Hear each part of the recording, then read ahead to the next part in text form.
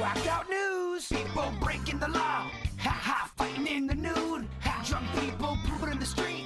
Ha ha, it's the whacked out news. Huh, so many people on meth. Ow! Had a nice little haul of cocaine coming into Fort Lauderdale, thanks to the U.S. Coast Guard. Cutter crew there offloaded more than 45,000 pounds of cocaine, the largest amount seized during a single deployment. That's saying a lot, huh? Dang. I guess cocaine is back. Yay. Not that shipment. Not that one, you're right. They say the cocaine amounts to roughly 20 metric tons, or the equivalent to about 17 million doses. That would carry a street value of $515.5 million. Good gravy. Isn't that pretty crazy, huh? Good gravy is right. Yep. That's a lot of cash. Yep. A lot of interesting things happening on the airlines. One that never showed up was that missing Malaysian Airlines Flight 370. I've got that on my list that I haven't watched yet on Netflix about the disappearance of this plane, and now the Malaysian government has approved a new search to try to find out where this thing is. There's a Texas-based robotics company that is going to be searching the southern Indian Ocean where the aircraft is believed to have crashed in 2014. So this is an 11-year-old mystery.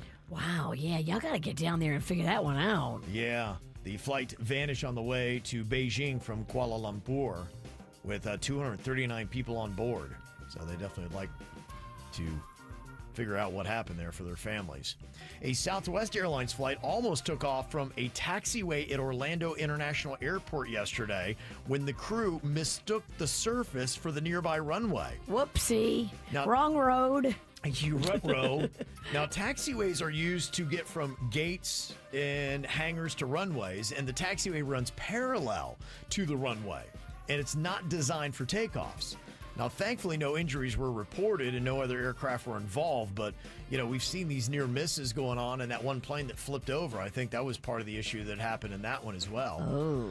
Southwest confirmed that the passengers were taken to a separate aircraft, which then took them on to Albany, where they were supposed to go.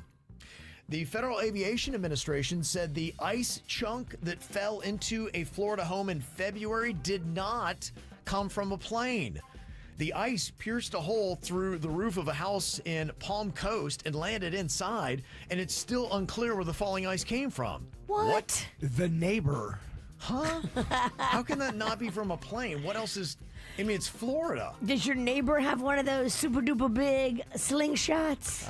Is your neighbor an alien? Well, thankfully, again, nobody was injured during the incident.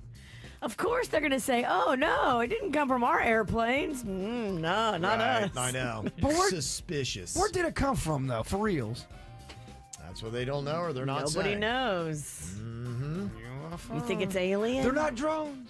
You think it was from an alien toilet? Yes. 20-year-old Yisroel Laib was yanked pantsless off of a United Airlines toilet by the pilot who had actually kicked the door in. What the hell? The pilot said that he was hogging the bathroom.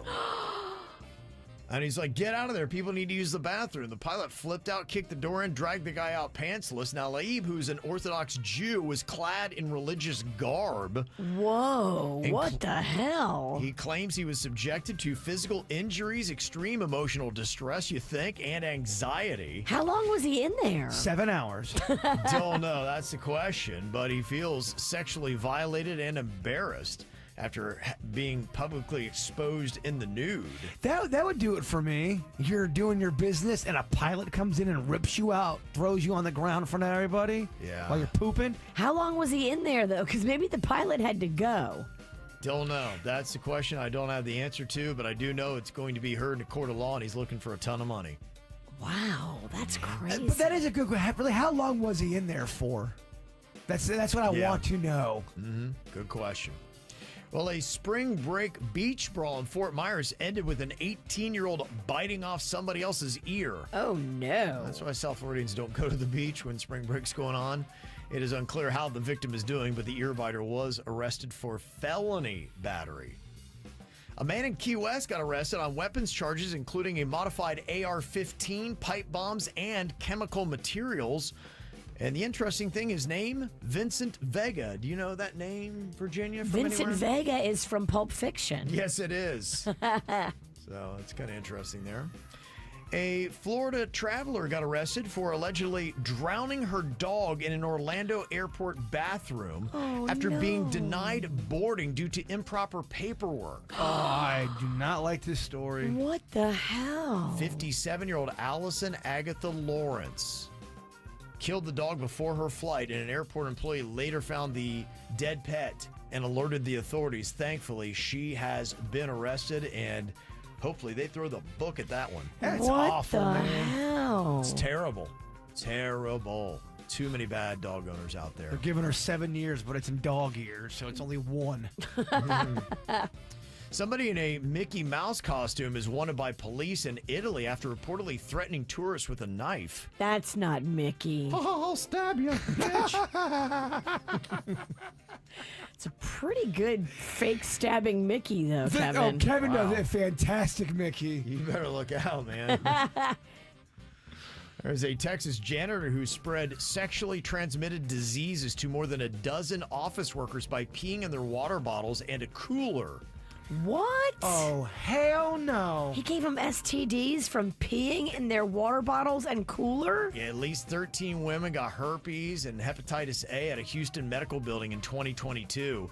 And Lucio Catarino Diaz is now pled guilty to aggravated assault with a deadly weapon and is eligible to seek parole after serving 3 years, but his sentence is for 6. And he's already served 2 behind bars now. No, he's not served enough time. That's... First of all, you're a monster. Yep. I didn't know that could be a way to get it. I didn't know you could transmit those things through the bottled water. Hepatitis, I knew, but the herpes does, because I thought that was more skin-to-skin contact. Yeah. It's a great question. Wow. Wow.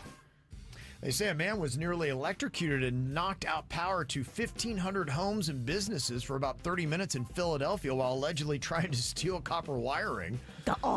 The man, believed to be in his 30s or 40s, is now suffering from serious third-degree burns on his face and entire upper body. He's also suffering from something called instant karma. Wow. Although the victim is in critical condition with burns to his face, neck, shoulders, chest, arms, and hands, he's still very lucky because at this time he's still alive. It appears that this individual may have been trying to steal copper. Uh-huh. Okay. Turns out copper is a great conductor of electricity. Yeah.